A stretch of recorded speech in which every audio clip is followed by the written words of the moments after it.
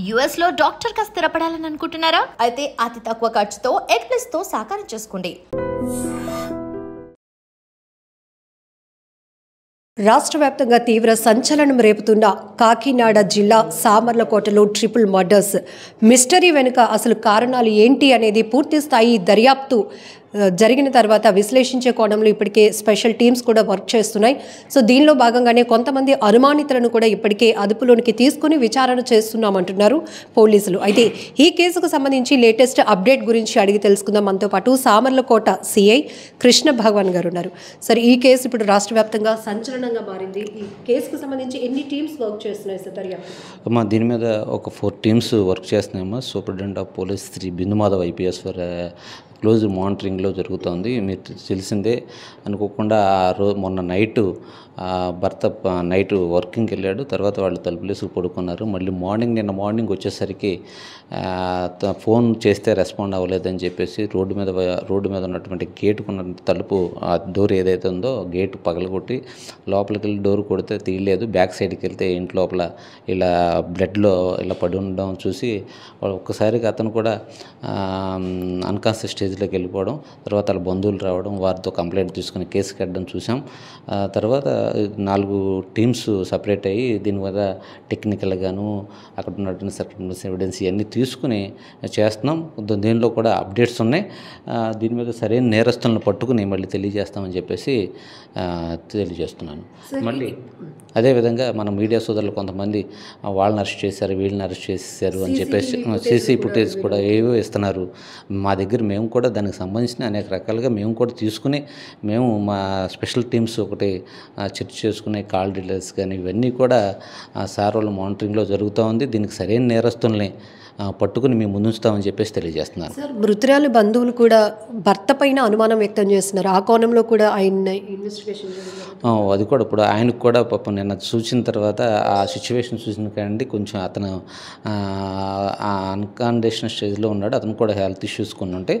దాని మీద కూడా అతను కొంచెం కాన్షియస్లోకి రాగానే అతనితో కూడా మాట్లాడి ఇవన్నీ పూర్తిగా మనం విచారించి అతని పాత్ర ఉందా లేదా బయట వాళ్ళు చేశారు ఇవన్నీ కూడా ఈ కాల్ డీటెయిల్స్ ఆధారంగాను ఇవన్నీ టెక్నికల్గా అన్ని రకాలుగా చూస్తున్నాము. సరైన నిందితుల్ని సరైన ఎవిడెన్స్తో అందరి ముందు ఉంచాల్సిన బాధ్యత ఉంది. సార్ వాళ్ళు కూడా మంచి టీమ్స్ ఏర్పాటు చేసాం. మేమంతా కూడా ఇదే పనిలో ఉన్నాం. మీరందరూ చూసి అన్నారు. దయచేసి లేనిపోయిన పుకార్లు అలాంటివి పెట్టొద్దని మీడియా సోదరులకు తెలియజేస్తున్నాను. మేము మీ ముందుంచుతాం. ఎవరిని సరైన నేరస్తులు పట్టుకున్న తర్వాత దీని మీద ఇన్వెస్టిగేషన్ పురోగతి ఉంది. అప్డేట్స్ కూడా మీకు తెలియజేస్తున్నాను. సార్, నిన్న క్రైమ్ సీన్లో ఇన్వెస్టిగేషన్లో భాగంగా మీరు అక్కడికి వెళ్ళినప్పుడు ముగ్గురు యొక్క ఆ వేగత జీవులుగా పడున్న విధానం కావచ్చు, బాడీ పైన ఏమైనా గాయాలు ఐడెంటిఫికేషన్ ఎక్కడెక్కడ గుర్తించడం కొన్ని చూస్తున్నామమ్మా. ఈ హెడ్ ఇంజురీస్ ఉన్నాయి.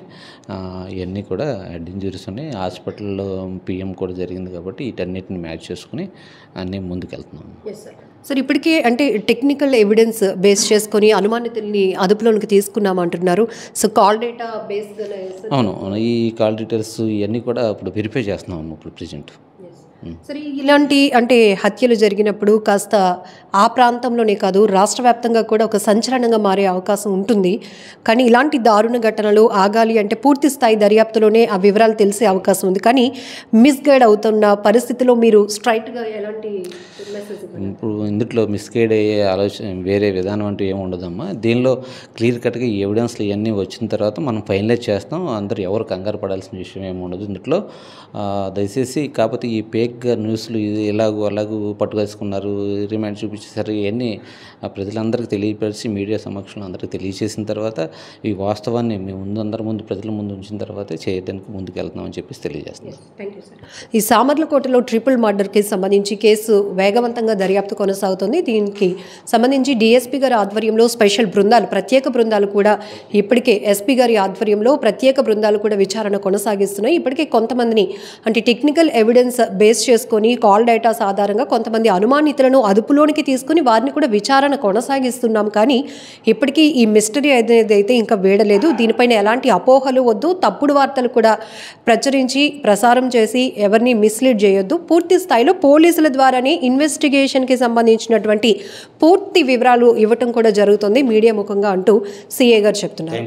ములపర్తి ధనుప్రసాద్ గారి వైఫ్ ములపర్తి మాధురి గారు, అట్లనే వాళ్ళ ఇద్దరు ఆడపిల్లలు, చిన్నపిల్లలు 6 years and 8 years వాళ్ళ ఇంట్లో చనిపోయి పడిపోయి ఉన్నట్టుగా కనిపించారని వాళ్ళ హస్బెండ్ చుట్టుపక్కల నైబర్స్కి నోటిఫై చేస్తే పోలీస్ వచ్చి వెరిఫై చేయడం జరిగింది. వచ్చేసరికి మాధురి గారు అట్లనే వాళ్ళ పిల్లలిద్దరూ చనిపోయి పడిపోయి ఉండటం కనిపించింది. ఎవిడెన్స్ గ్యాదర్ చేస్తున్నారు. క్లూస్ టీమ్, డాగ్ స్క్వాడ్ కూడా వచ్చాయి. Investigation is going on. Once it is detected will notify again.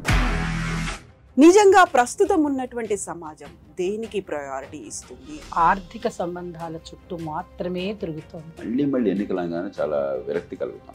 మంచి అనిపిస్తుంది కదా, లేడీస్ కూడా ఛాలెంజింగ్ జాబ్స్ చేసినప్పుడు చాలా బాగుంటది. ట్రాఫిక్ అసిస్టెంట్స్ గా నియమించిన ట్రాన్స్జెండర్స్ అందరితో సాల్యూట్ చేయించుకుంటున్నారు. ఫుడ్ డెలివరీ ఇవ్వటానికి వెళ్ళినటువంటి డెలివరీ బాయ్ అనిల్ పై కళ్ళ ముందు